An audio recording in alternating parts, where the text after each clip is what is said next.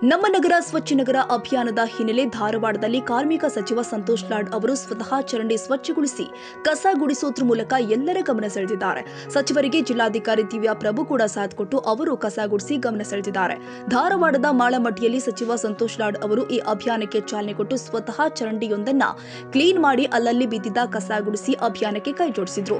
ಸಚಿವರೊಂದಿಗೆ ಮೇಯರ್ ರಾಮಣ್ಣ ಬಡಿಗೇರ್, ಪಾಲಿಕೆ ಆಯುಕ್ತ ರುದ್ರೇಶ್ ಘಾಳಿ, ಹೂಡಾ ಆಯುಕ್ತ ಡಾ ಸಂತೋಷ್ ಕುಮಾರ್ ಬಿರಾದರ್, ಪಾಲಿಕೆ ವಿರೋಧ ಪಕ್ಷದ ನಾಯಕ ರಾಜಶೇಖರ್ ಕಮತಿ, ತಹಸೀಲ್ದಾರ್ ಡಿಎಚ್ ಹೋಗಾರ್ ಸೇರಿ ವಿವಿಧ ಕಾಲೇಜುಗಳ ವಿದ್ಯಾರ್ಥಿನಿಯರು ಕಸಗುಡಿಸುವ ಮೂಲಕ ನಮ್ಮ ನಗರ ಸ್ವಚ್ಛ ನಗರ ಅಭಿಯಾನಕ್ಕೆ ಸಾಥ್ ಕೊಟ್ಟಿದ್ದಾರೆ.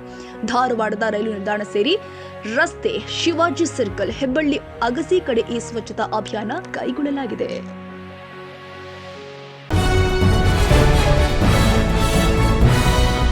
1.5 ವರ್ಷದ ನಂತರ ಗಡಿ ಜಿಲ್ಲೆ ಉತ್ತರ ಕನ್ನಡ ಜಿಲ್ಲೆಯ ಕಾರವಾರದಲ್ಲಿ ಅಬಕಾರಿ ಇಲಾಖೆ ಭರ್ಜರಿ ಕಾರ್ಯಾಚರಣೆ ಮಾಡಿದ್ದು, ಅಕ್ರಮವಾಗಿ ಗೋವಾದಿಂದ ಕರ್ನಾಟಕದೆಡೆ ಗೋವಾ ಮದ್ಯ ಸಾಗಾಟ ಮಾಡ್ತಾ ಇದ್ದ ಗೋವಾ ಮದ್ಯ ಹಾಗೂ ವಾಹನವನ್ನ ವಶಕ್ಕೆ ಪಡೆದಿದ್ದು ಆರೋಪಿಗಳು ಪರಾರಿಯಾಗಿದ್ದಾರೆ.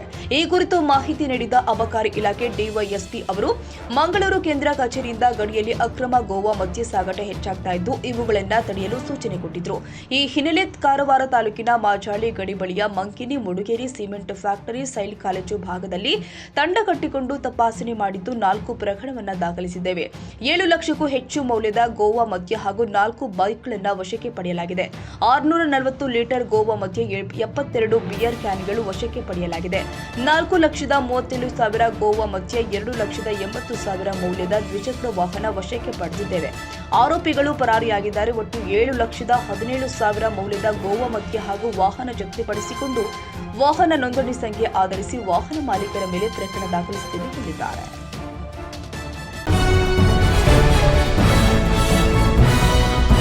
ಶಿರಸಿ ತಾಲೂಕಿನ ಮತ್ತಿಘಟ್ಟ ಗ್ರಾಮದ ಸಮೀಪದ ಜೋಗನಹಕ್ಕಲು ಜಲಪಾತದಲ್ಲಿ ಯುವಕನೊಬ್ಬ ನಾಪತ್ತೆಯಾಗಿರುವ ಘಟನೆ 6 ದಿನ ಕಳೆದರೂ ಇವತ್ತಿಗೂ ಯುವಕನ ಮೃತದೇಹ ಪತ್ತೆ ಆಗದೇ ಇರುವ ಹಿನ್ನೆಲೆ ಶಾಸಕ ಭೀಮಣ್ಣ ನಾಯಕ್ ಶನಿವಾರ ಖುದ್ದಾಗಿ ಸ್ಥಳಕ್ಕೆ ಭೇಟಿ ಕೊಟ್ಟು ಮುಳುಗು ತಜ್ಞರನ್ನ ಭೇಟಿ ಮಾಡಿದ್ರು.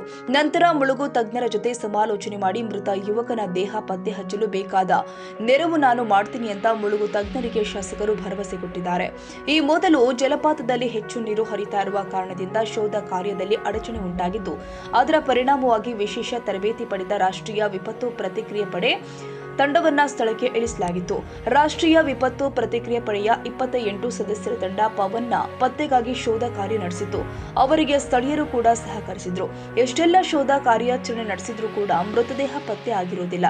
ಆದ್ದರಿಂದ ಮೃತದೇಹ ಸಿಗದ ಹಿನ್ನೆಲೆ ಇನ್ನು ಹೆಚ್ಚಿನ ತೀವ್ರ ಶೋಧ ಕಾರ್ಯ ಮಾಡಿ ಮೃತದೇಹ ಪತ್ತೆ ಹಚ್ಚುವ ನಿರೀಕ್ಷೆಯಲ್ಲಿ ಇದ್ದಾರೆ.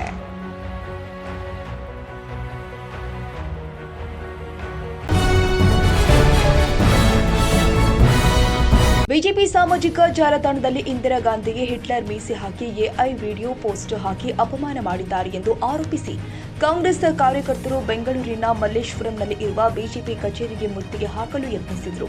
ಕೂಡಲೇ ಮುತ್ತಿಗೆ ಹಾಕಲು ಯತ್ನಿಸಿದ ಕಾಂಗ್ರೆಸ್ ಕಾರ್ಯಕರ್ತರನ್ನ ಪೊಲೀಸರು ವಶಕ್ಕೆ ಪಡೆದಿದ್ದಾರೆ. ಕಾಂಗ್ರೆಸ್ ಮುತ್ತಿಗೆ ಹಾಕಲು ಯತ್ನಿಸುವ ವೇಳೆ ಕಾಂಗ್ರೆಸ್ ಕಾರ್ಯಕರ್ತರ ಪ್ರತಿಯಾಗಿ ಬಿಜೆಪಿ ಕಾರ್ಯಕರ್ತರು ಕೂಡ ಪ್ರತಿಭಟನೆ ಮಾಡಿದ್ರು. ಸರ್ಕಾರದ ವಿರುದ್ಧ ಘೋಷಣೆ ಕೂಗಿದ್ರು.